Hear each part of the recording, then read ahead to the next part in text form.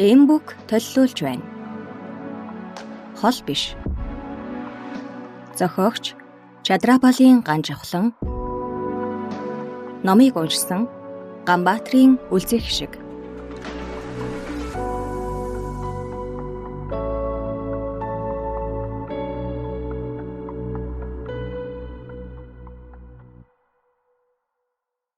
Эверест хол биш. Эверест байж л байна, байсаар ирсэн, байх ч болно. Эверестийн хувьд хүн төрлөخت нь тийм ч сонин зүйл биш.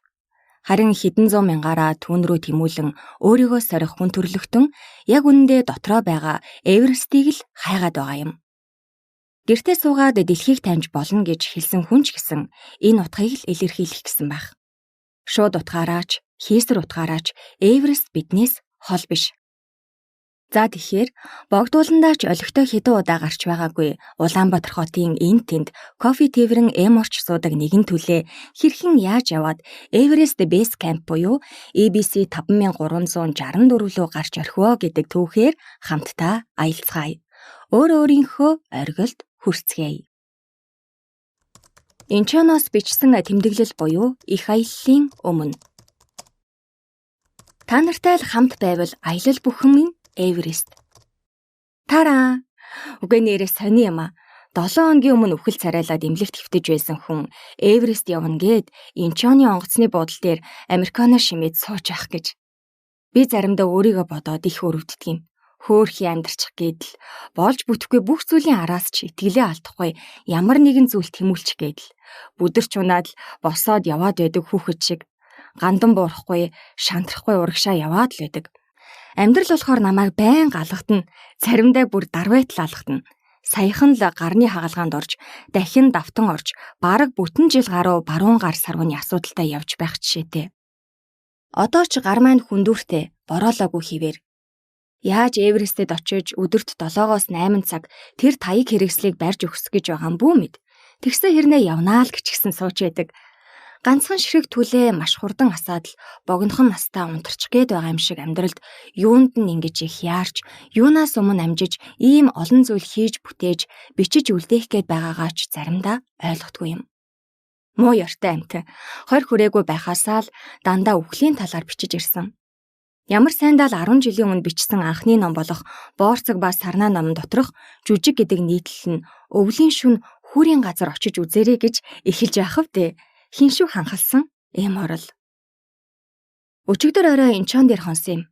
Зүрхний андуудтайгаа шүн дунд хүртэл энэ аялал амжилтгүй болох ямар ч боломжгүй талаар элдвийг ярьж суулаа. Ерөөс аялалдаа биш, хамт явж байгаа хүмүүстэй уулзраас. Энэ хүмүүстэй хамт байхад хорвоогийн хаашаач явсан миний амьдралын Эверест бас бэст аялал байх юм. Энэхүү аялалд би хамгийн сайн найзууд болоод хайрт ихнэр, хөөхөн дүү, хүргэн бас аавтайгаа явж байгаа.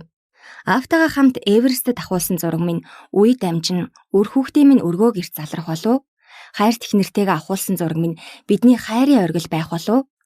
Ант нөхөдтэйгээ ахуулсан зургаа өвгөн болцоход үе харж дурсамжаараа аялан инээмсэглэн суух болов. Иймийн учир аливаа аялалд хамт явж байгаа хүмүүс уур амьсгал үнц нь хамгийн чухал байдаг. Яагаад гэж Эверест мөнх харин хүний амьдрал зуурдын учраас бидний хэн байх, бид ямар том мөрөөдөлтэй байх нь буурал хайрханд огтхон ч хамаагүй. Үеийн үед нэг л хэвэндээ чимээгүй дүнсийсээр эрхэмсэг орших бөлхөө. Хүндэлж сүсэл чадвал мэдээж өчүүхэн биднийг харж үзэх байх. Тэгэхээр аялал бүрдээ өөрсдийн Эверестийг бүтээн аялдаг байна. Тэр аяллыг ямар байлгахыг бид өөрсдөө шийддэг. Бид энэ хорвоо дээр ганц л удаа яг энэ хүмүүстэй энэ цаг үед энэ орон зайд нэг л удаа хамт байна гэж бодохоор аялал бүхэн химжээшгүй үнцэнтэй. Тийм ээ, хизээч яваад очино гэж төсөөлж байгаагүй дэлхийн дээвэр Гимлайн нуруу. Мөнх цаст ноён Эверест минь бид очиж явна. Баян алтай байгаль дэлхий минь биднийг инэрч эвээгээрээ. Цаст Гимлайд наран мандаж байна. 2023 оны 4-р сарын 12-н 5 цаг 30 минут. Гимлайд хонсон анхны шөнө. Уулсаас нүрэглэн урсах хүрхрээн чимээнд бүүвэлэгдэн унтсаар үүрээр сэрж орхилоо. Тэнгэрийн хаяаг харваас нар аль хэдийн мандчихсан байж болох ч хизээ энэ сүрлэг том уулсыг даван анхны тусгал нь бидэн дээр тосхвол гэж бодхоос сэтгэл хөдлөм. Энэ зүуд биш, би яг одоо энд ингээд сууж байна гэж бодохоор бүх зүйл хайран санагдана. Би их сонио, хитрхи сайхан зүйлтэй таарах болгондоо яг одоо юуг төрүүлж ихийг мэдэхгүй сандарч орхидог юм. Хэдийгээр хамгийн түрүүнд ноутбүкээ дэлгэн яг одоо гимлайн уулан дахь анхны бичвэрээ эхлүүлж байгаач хурдан гарч зураг дармаар, их уулсыг ширтэж сумаар, анхны кофег ч энд чанамаар. Цаг өмч хорон бүрийг мэдэрмээр, энэ байгальд уусан шингэмээр. Алийг нь төрүүлж хийх ёстой юм бэ? Энэ магадгүй хамгийн ариун шунал байх. Тийм ээ, энэ бол зүуд биш. Би гимлаад иржээ. Яг ирчихсэн байна. Алив хөөхөн хацрааныг чимхээд үздэм үү? Тийм ээ, өвдөж байна. Зүуд биш байна. Сайхан өвдөлт. Энэ аяллаа турш инхнээсээ өвдөх, цуцах, цангах, түлэгдэх, өндрийн нөлөөлөл толгой ирэх гих зэрэг бүхэл мэдрэмжийг хангалттай авах. Тэгэгч зоригтой юм. Тэгэхээрч ирсэн. Надад юу ирнэ? Түүнийг яг байгаагаар нь хүртэнэ. Тийм учраас миний хувьд муухай цаг агаар гэж байхгүй. Бүрхэг тэнгэр гэж үгүй. Өнөөдөр гимлэн алхалтын 2 дахь хоног. Өчигдөр үнэхээр хүнд өдөр байсан.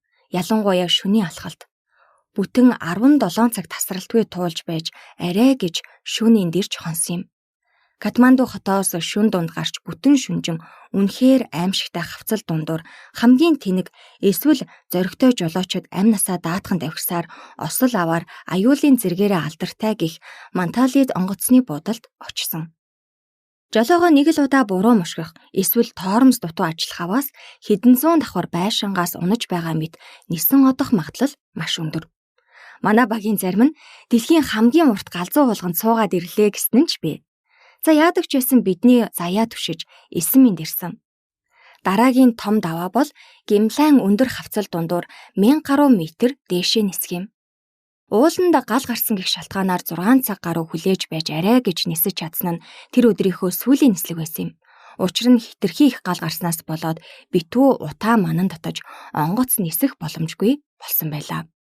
Бүгчим халуун нозоором газраас онгоцонд сууж өндөрт газардах үед нэрээ бит чинь гимлаад ирсэн шүү дээ гэж уулаг алдам сайхан сэрүүхэн мөнх цаст оргил яг нүдний урд милитэл харагдаж байлаа.